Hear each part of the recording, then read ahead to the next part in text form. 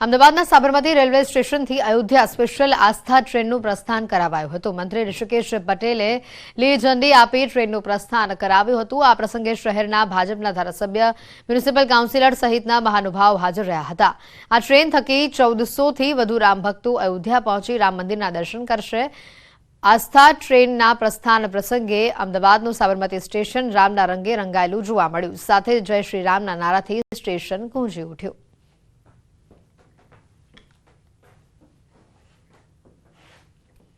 વલસાડમાં ખાડો ખોદવા બાબતે થઈ બબાલ। કુટુંબના જ સભ્યો વચ્ચે થઈ ગઈ લડાઈ। વલસાડના સરી ગામમાં ખાડો ખોદવા જેવી નજીવી બાબતે ડખો થઈ ગયો। કુટુંબના જ કેટલાક સભ્યો મહિલા પર પાઇપથી હુમલો કર્યો।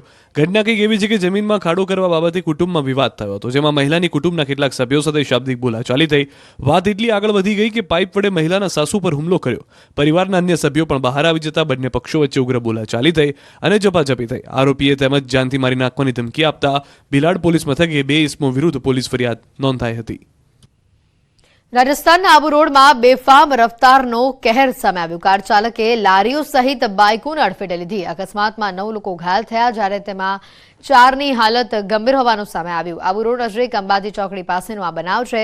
ઘાયલોને નજીકની હોસ્પિટલમાં સારવાર માટે ખસેડાયા છે। સ્થાનિકોએ કાર ચાલકને પકડી મેથી પાક ચખાડ્યો હતો।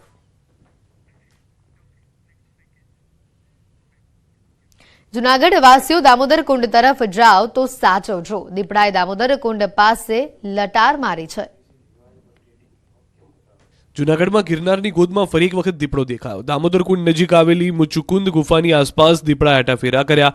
સાંજના સમયે અતિ પ્રાચીન ધાર્મિક સ્થળ નજીકથી જ્યારે દીપડો પસાર થયો ત્યારે જ ત્યાં હાજર કેટલાક લોકોએ મોબાઈલમાં વિડીયો બનાવ્યો, જેમાં દીપડો બિંદાસ બનીને આટાફેરા મારતો દેખાય છે। સ્થાનિકોનું કહેવું છે કે આ ભાગમાં ભાગ્યે જ દીપડો દેખાય છે, જ્યારે અન્ય વિસ્તારમાં ગિરનાર અભયારણ્યની અનેક વન્યજીવો આ રીતે બહાર આવી ચડે છે।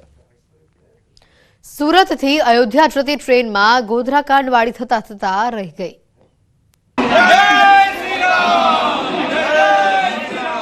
ફરી રામના દુશ્મનોએ રામ ભક્તો પર કર્યો પથ્થરમારો। સુરતથી ઉત્સાહ સાથે ભગવાન રામના ભક્તો અયોધ્યા ભવ્ય રામ મંદિર દર્શન માટે જઈ રહ્યા હતા। આખી ટ્રેન ભગવાન રામમય હતી। જય શ્રી રામના નારા લાગી રહ્યા હતા। આસ્થાની ટ્રેન મહારાષ્ટ્રના નંદુરબાર નજીક પહોંચી ત્યારે જ રામ ભક્તોમાં હાહાકાર મચી ગયો। ચાલુ ટ્રેનમાં જીવ બચાવવા દોડાદોડી થઈ ગઈ। કેટલાક ભગવાન રામના દુશ્મનોએ અયોધ્યા જતી ટ્રેન પર પથ્થરમારો કર્યો।